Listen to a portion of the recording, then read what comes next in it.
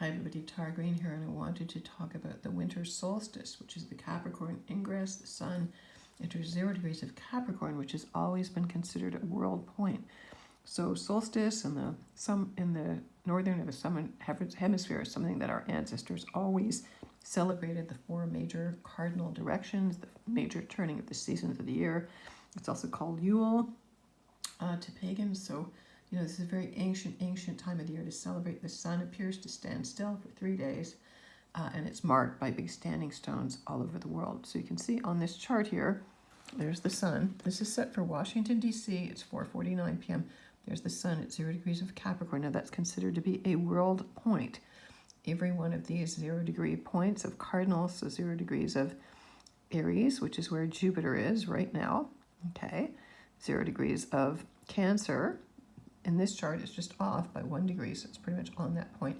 And there's Ceres, the Great Mother, at 0 degrees of Libra. So basically, we have this triple, or what they call it, T-square, of these planets. Ceres is a dwarf planet, triggering the new year, the new season. Now, it is very rare, I did the research, very rare to have the sun at 0 degrees Capricorn and Jupiter at 0 degrees Aries. The last time it happened was in 1939. It happens pretty regularly, going back every 82 to 84 years, which is in sync with the Uranus cycle. Uranus takes about 83, 84 years to make one cycle. So that's really interesting. The planets all do harmonize. There is, the music of the spheres, they're all in harmony with each other geometrically. All right, so 0 degrees of Capricorn, the northern hemisphere, it is the shortest daylight of the year and the longest night.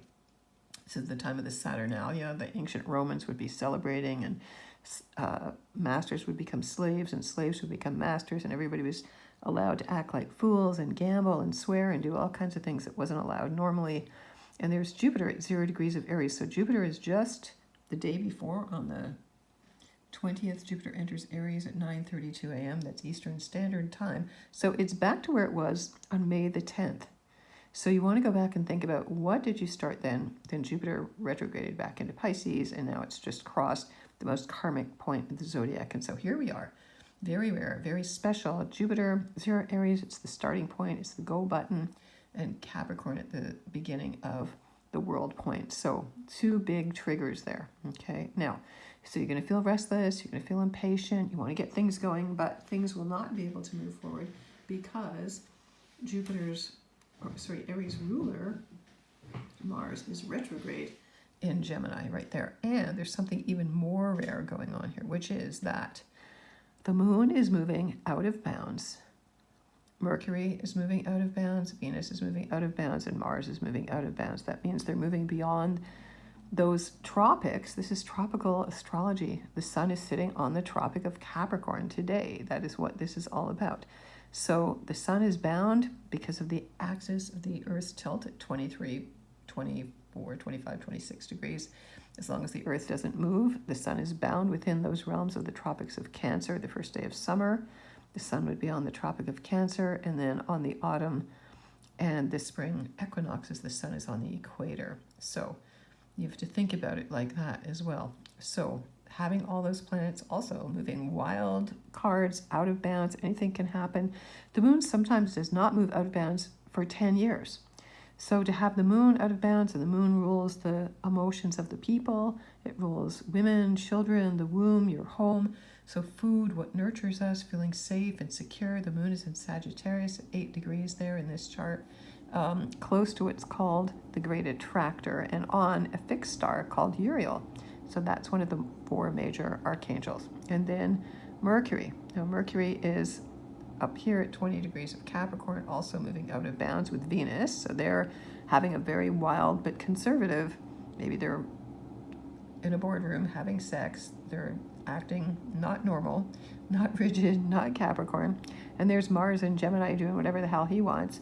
So, the energies are feeling very, very weird. And if you're sensitive, if you're empathic, if you're tuned in, you'll feel this sense of, I don't know which way this is going. Also, we've all been really exhausted from Jupiter being in Pisces. And I think, up until the 20th, when Jupiter finally crossed into Aries, there's been major exhaustion. But again, remember, we're still in the Mars retrograde till January the 12th. 2023. So just plan. You will be frustrated. You'll be angry. People are going to blow up. There'll be short fuses. It can be very dangerous.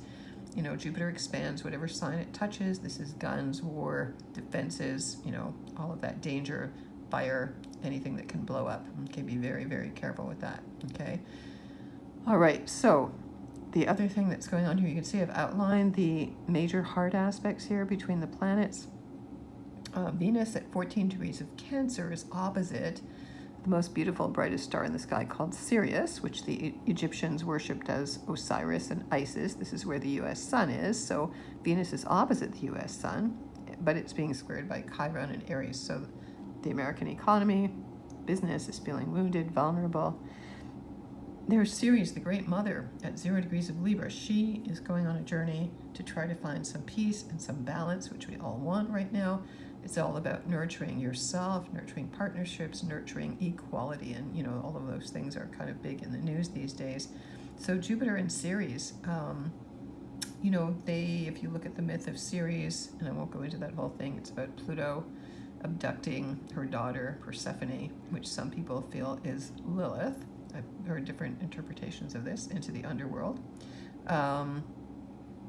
So Pluto right there at 27 degrees of Capricorn. Also, the U.S. is set to have its third and final exact Pluto return, which happens December 28th. So we're going into a very power-packed last week of 2022, never a dull moment.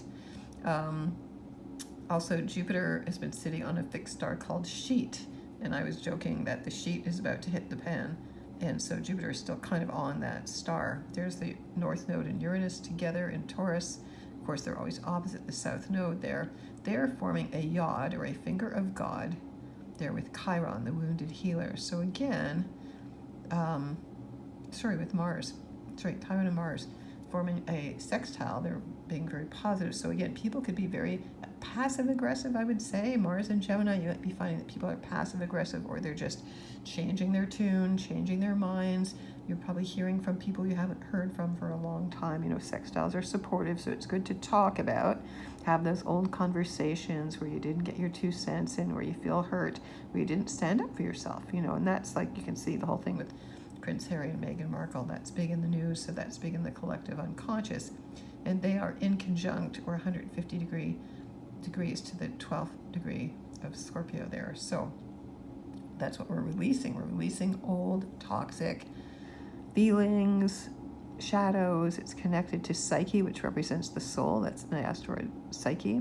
And in this chart, the vertex is close to that too. That's a karmic intake point. So releasing old, toxic energies that are no longer serving our higher growth. Remember that we're now moving into Pluto, heading inevitably towards Aquarius, March 23rd, 23. At the top of this chart, which is like the chart, this chart is good for the next 3 months, so we use it to forecast. This is especially set for Washington, D.C. At the top of the chart there, where it says MC, MC is Latin short form for midheaven. This is their reputation in the world on a personal level in your natal chart, or in this kind of a chart. There's the symbol of Vesta there. Vesta, the root word of investments. They were the Vestal virgins. They kept the eternal flame alive in Rome. It was a very valued position. They weren't originally sacred, chaste women. They were actually sacred sexual priestesses. It was just Christianity and later patriarchy that changed their meaning. But so Vesta there, we need to invest in our spiritual goals, our spiritual wealth, what fulfills us spiritually. Now, Pisces rules debt and inflation and projection. And so it's like the smoke and mirrors show. Okay, so you have to be really careful what you invest in, you know, whether you're wearing the rose-colored glasses. I know the big crypto market is kind of collapsed there. So whatever is going on, news in the world, you know, some people are saying what Elon Musk is revealing on Twitter isn't real, but I believe that it is. So there's Juno, the feminine form of genius, also up in Pisces there, close to Neptune. So this would be a really good time to tune into your dreams, into your intuition. Remember, up here in the Northern Hemisphere, I'm up here in Toronto, Canada, the nights are very, very long. And traditionally, like in indigenous cultures, you would be dreaming and sleeping and calling on the bear, and you would be introspective, and you would be spending a lot of time asleep for this part of the year. It's cold, you're wanting to survive. So tuning into your ability to see things from many different perspectives. It's very much like opening your soul, opening your spirit. It's very freeing. Juno does kind of look at things from a multitasking, multidimensional perspective. Okay, so there's Saturn there at 21 degrees of Aquarius. Again, Saturn is moving forward, getting ready to enter Pisces on March the 7th, and Saturn will spend 2.5 years. You know, it's going to be really interesting because each sign has two possibilities. So Saturn, which represents reality, and Neptune at Pisces, which represents unreality. I believe that one manifestation is that people are going to see that the spirit world is just as real and tangible as what people call reality, and people are going to question reality because they're going to realize that they've been brainwashed. That's Pisces, very literally brainwashed, programmed, controlled.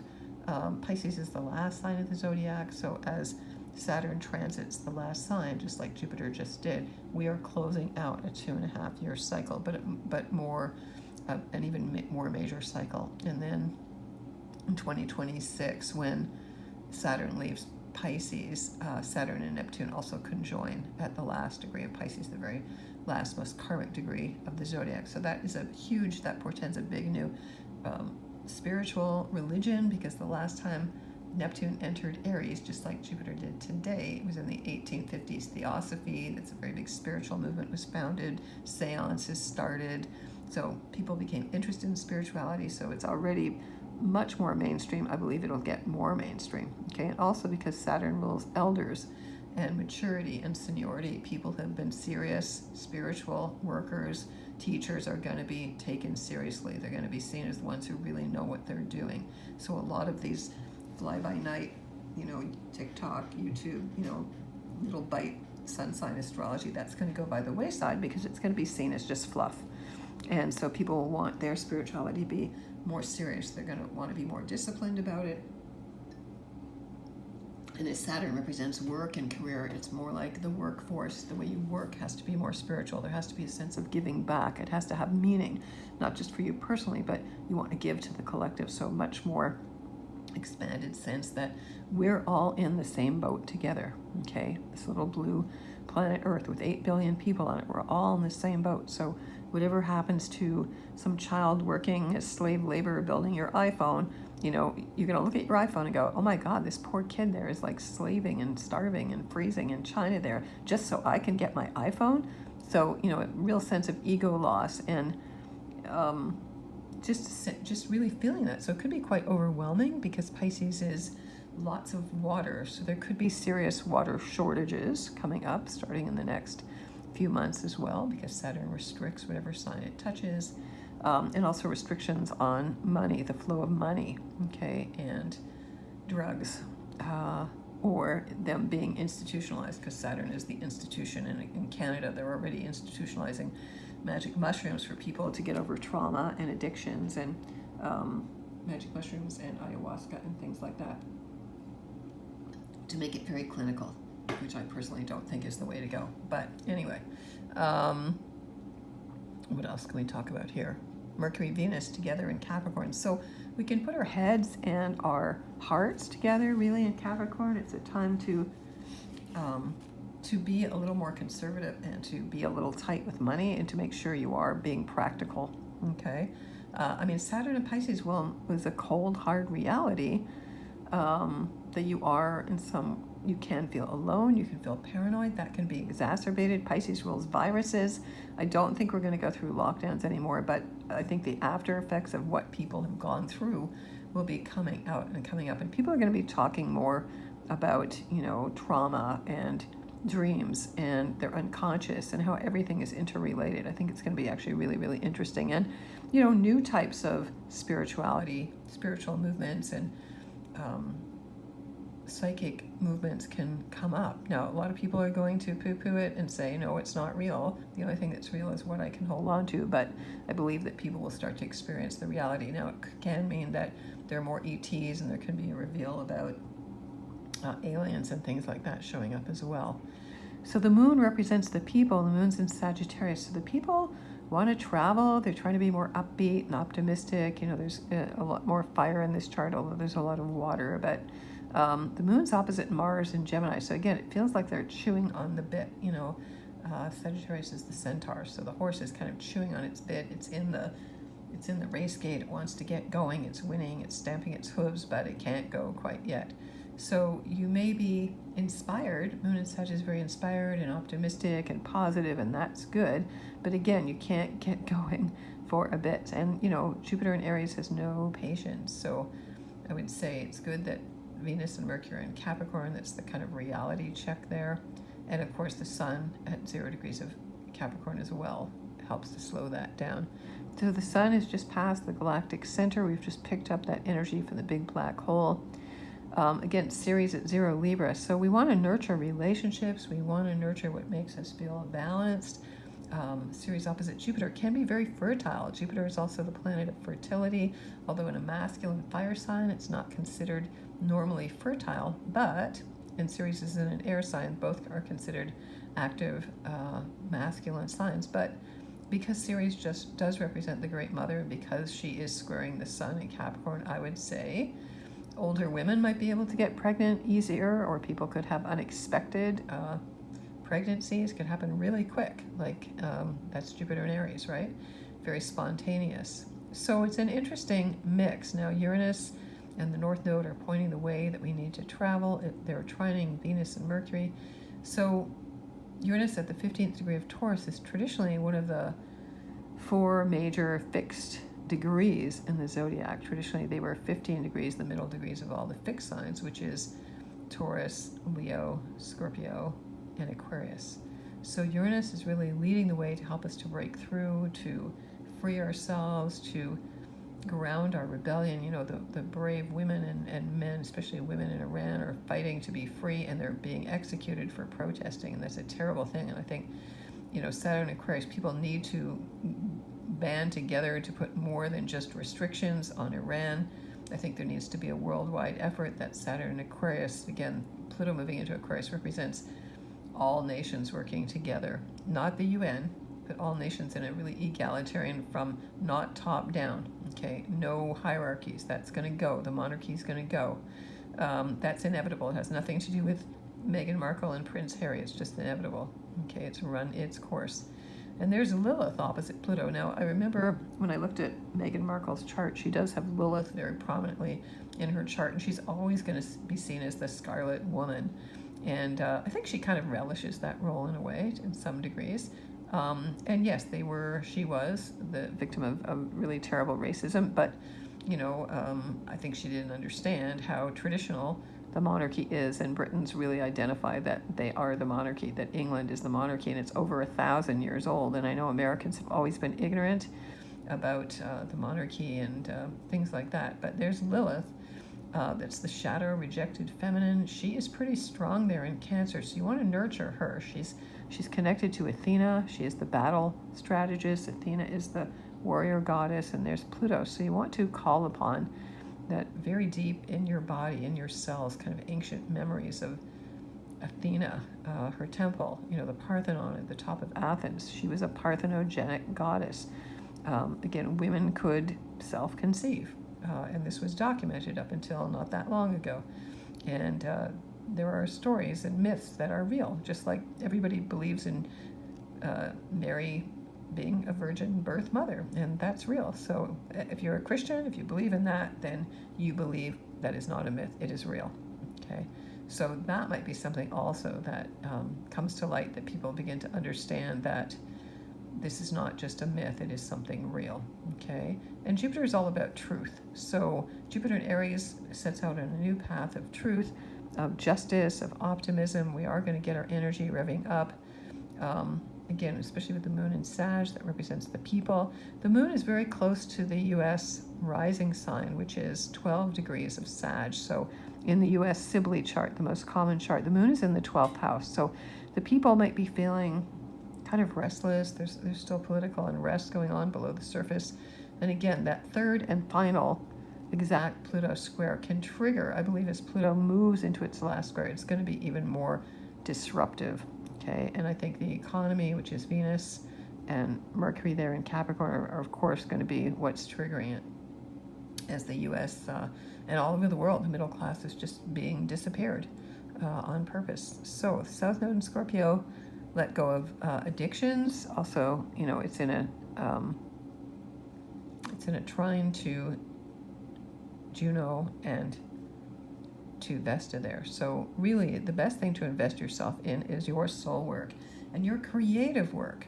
Okay, it's really important if you want to advance spiritually. Just do creative work. So, you know, get some watercolors and get some paints. It doesn't have to be expensive. Learn how to use watercolors and just paint to your heart's content. It's not about realism, it's about feelings. So you want to put your feelings out on paper. This is like expressive arts therapy. It's much better than talk therapy. You don't have to analyze it for 20 years. You just have to let yourself feel. You want to squeeze those feelings out in a safe place. Okay? So Ceres and Libra, nurture what you have, be protective of what you have. You know, Moon in Sagittarius, people are fed on politics. They're fed on inspiration, optimism, traveling, being pretty open-minded. So that's a good thing, okay? And again, invest in your own dreams and your spirituality. And really, most of the planets in this chart are up in the 10th house. So it symbolizes, you know, you starting a new job or taking a new stance and really freeing yourself up. Again, where Pluto's going to enter Aquarius. The age of Aquarius, I believe, is starting March 23rd, and then again January 2024. So I want to wish you all the best blessings. If you want to get in touch with me, I'm at tarottarot.com. I'm Agent 129 for the Cosmic Intelligence Agency. Wishing you all the best. Solstice, it's going to be a big week as well.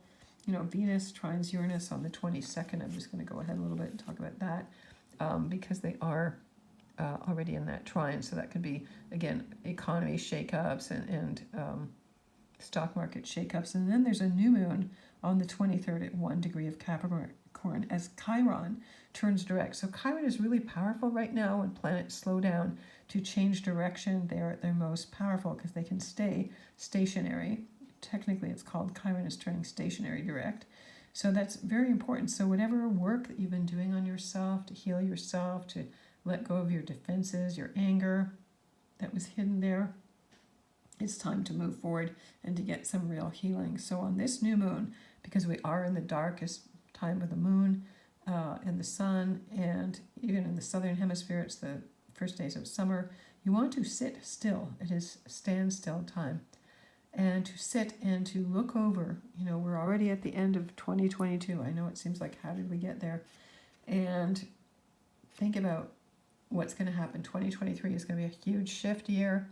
Again, Jupiter in Aries moving into Taurus on May the 10th. It's after the spring. And then Saturn entering Pisces March the 7th. And then Pluto entering Aquarius just 2 days after the spring equinox. So I want to wish you all the best blessings. Have a great Christmas. Have a great solstice. Have a great Yule. Okay, many blessings for it all.